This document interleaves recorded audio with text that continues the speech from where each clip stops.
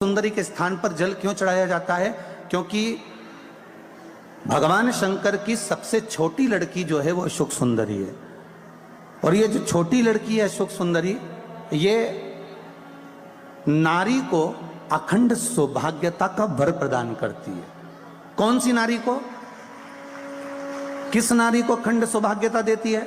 तो महाराज शास्त्र कहता है, जिस नारी के भाग्य में लिखा होता है कि इसको वैधव्य होना है, इसके पति को समाप्त होना है, अगर वो नारी अशोक सुंदरी वाली जगह पर जल चढ़ा देती है तो पति पर अगर काल भी मंडरा रहा होता है तो मां अशोक सुंदरी महाकाल से कहकर काल को टाल देती है। वो अशोक सुंदरी का शास्त्र कहता है, सौभाग्यवती नारी जितना भजन पूजन करती है, सौभाग्यवती नारी जितना भगवत नाम स्मरण करती है, भगवत पूजन करती है, व्रत करती है, साधना करती है, तप करती है, पूजन करती है, पाठ करती है, आराधना करती है, अर्चना करती है, उस सौभाग्यवती नारी का किया हुआ दान, पुण्य, धर्म, भजन, कीर्तन, स्मरण, सेवा, चाकरी उसके पति के भी काम आती है और उसके पुत्र और पुत्री के भी काम आती है। एक सौभाग्यवती नारी के द्वारा किया, आवाज पकड़ रहा है, एक सौभाग्यवती नारी के द्वारा किया गया भजन, पूजन, स्मरण, संकीर्तन, नाम जाप, नाम कीर्तन उसके पति के भी काम आ रहा है और उसके बच्चों के भी काम आ रहा है। देखिए कितना सुंदर शिव महापुराण में चरित्र आया है वृंदा देवी का, कि वृंदा जितना नाम जाप करती है, वृंदा जितना नाम भजन करती है, वृंदा जितना नाम स्मरण करती है, उसके पति को उसका लाभ है। सोमवार के व्रत का अगर आप विधान देखेंगे, और हम तो कहते हैं केवल 16 सोमवार से ही मतलब मत रखो। आप माताएं अगर एकादशी का व्रत कर रही है, सोमवार का कर रही है, मंगलवार का कर रही है, बुधवार का करे, गुरुवार का करे, चतुर्थी का करे, तीज का करे, छठ का करे, आप जो भी व्रत करते हो उस व्रत का विधान स्कंद पुराण में लिखा हुआ है। और स्कंद पुराण में क्या वर्णन लिखते हैं कि नारी जब सौभाग्यवती हो जाती है, लड़की की जब शादी हो जाती है और वो अपने पति के घर में जब रह रही होती है, पति के संग रह रही होती है, तो पति के घर में रहकर जितना भजन पूजन करती है, जितना स्मरण करती है, वो उसके द्वारा किया गया भजन, पूजन, व्रत, आराधना, उद्यापन, चाकरी, दर्शन, ये सब का फल उसके पति के खाते में भी जाता है और उसके पुत्र और पुत्री के भी खाते में जाता है। पर उसमें एक बात का विशेष ध्यान रखना, स्कंद पुराण कहती है कि आप व्रत को उठाएं। आपने व्रत उठाया, कहां उठाया? पति के घर से उठाया, ठीक है। आपने व्रत उठाया सोमवार का, 16 सोमवार का, पशुपतिनाथ का, या गुरुवार का, या मंगलवार का, या बुधवार का, जो भी व्रत आपने उठाया वो पति के घर से उठाया। अब आपका फर्ज क्या है कि व्रत आप अगर कर रही हो तो पति के घर का ही अन्न, पति के घर का ही जल,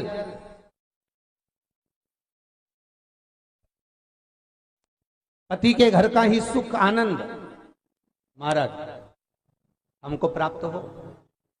अगर व्रत करने के दिन मालूम पड़े आपने कोई तीज का व्रत, छठ का व्रत, चतुर्थी का कोई विशेष खास जो व्रत होता है, सोमला सोमवार का व्रत, पशुपति व्रत, और आप अपने मायके चली गई और मायके का अन्न जल आपने ग्रहण किया, मायके का प्रसाद ले जाकर, मायके की थाली ले जाकर, मायके का पूजन का सामान ले जाकर आपने भगवान की आराधना करी, तो स्कंद पुराण कहती है वो स्वीकृत नहीं होता, क्योंकि विवाह होने के बाद गोत्र बदल जाता है।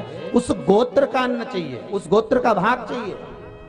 लगने लगे कि हाँ बहुत कष्ट है, कर्जा भी बढ़ गया, तकलीफें भी बढ़ गई, बहुत दुख भी बढ़ रहा है, कहीं परिवार सही नहीं चल रहा है, तो प्रयास करते रहा करो। हफ्ते में एक बार एक चावल का दाना जल के पात्र में डाल लिया, एक काली मिर्च जल के पात्र में डाल ली, और उस जल को ले गए, थोड़ा सा चंदन का छींटा डाल दिया, ले जाकर शिव जी को समर्पित कर दिया।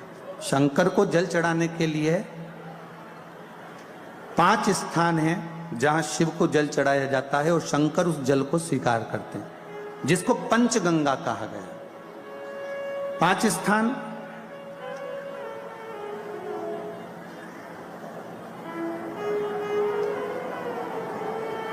अच्छे से समझ लीजिएगा, जब भी शिव मंदिर में जाएं तो ये 5 स्थान शिव को जल चढ़ाने के लिए जे रखा है। शिवलिंग,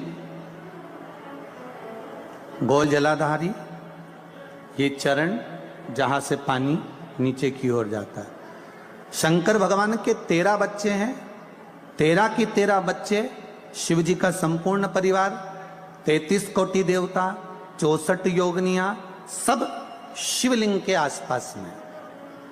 आप शंकर जी के मंदिर में जाकर ये कभी ना विचार करना कि पार्वती जी को ढूंढना पड़ेगा या गणेश जी को ढूंढना पड़ेगा या कार्तिकेय जी को ढूंढना पड़ेगा या भैरव को ढूंढना पड़ेगा। हमें शंकर के मंदिर में जाकर किसी देवता को ढूंढने की जरूरत नहीं है।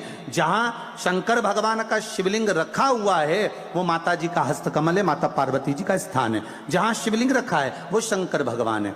जहां जलाधारी है उस जलाधारी के पास में जहां पानी बहता है बीच में अशोक सुंदरी का स्थान है। जहां से पानी बह रहा है उसका राइट भाग, वहां गणेश जी का स्थान है, लेफ्ट भाग कार्तिकेय जी का स्थान है। शंकर भगवान के ऊपर जो जल गिर रहा है वो शंकर भगवान की 5 लड़कियां, जया, विषहरा, शामली बारी, दौतली, देव, ये शंकर जी की 5 बेटियां ऊपर हैं। जहां से पानी बहकर उस निकासी से, जहां नाली बनी रहती है, पानी जहां से निकलकर बाहर मंदिर के जा रहा है वो 33 कोटि देवताओं का स्थान है। इसलिए सारे मंदिरों की परिक्रमा हो सकती है पर शंकर जी के मंदिर की परिक्रमा नहीं करते, क्योंकि वो जल जो जा रहा है वो 33 कोटि देवताओं का स्थान है, उसको हम लांघ नहीं सकते। वो स्थान जल चढ़ाते समय आप इसका स्मरण रखें। पानी का जब पात्र लेकर जाते हैं मंदिर के अंदर, सबसे पहले शिव जी का जो जलाधारी है उसमें राइट भाग पर अपनी मनोकामना कर कर जल चढ़ाएं, फिर लेफ्ट भाग में चढ़ाएं रोग मुक्ति के लिए। अशोक सुंदरी की जगह पर चढ़ाएं, ये तीसरा स्थान। चौथा स्थान माता पार्वती जी का जो कटी भाग है जहां पर शिवलिंग रखा हुआ है उस भाग पर जल चढ़ाएं, चौथा भाग। 5वां भाग शंकर जी के ऊपर चढ़ाएं। ये 5 जगह पर जल क्रमवाइज चढ़ाएं। आप लोग जाते हो डायरेक्ट जाकर शंकर जी पे जल उंडेल करा जाते हो, सीधे गए और शिव जी पे जाकर आपने जल चढ़ा दिया। हमारे यहां शास्त्र कहता है जैसे अपन देवताओं की पूजन करते हैं तो पंडित जी सबसे पहले पूजन किसकी कराते हैं? जम के बोलो जरा, गणेश जी की। गणेश जी के बाद पूजन कराते कराते कराते कराते कराते कराते आगे के सारे देवता कराते कराते कराते कराते फिर मूल पूजन पर पहुंचते हैं। आप डायरेक्ट मूल पूजन पे पहुंच जाते हो। और सरल भाषा में समझ लो, जितनी सरल भाषा में समझोगे ना उतना अपने जीवन में उतर जाएगा। इस छत के ऊपर आपको चढ़ना है, निशानी रखी है,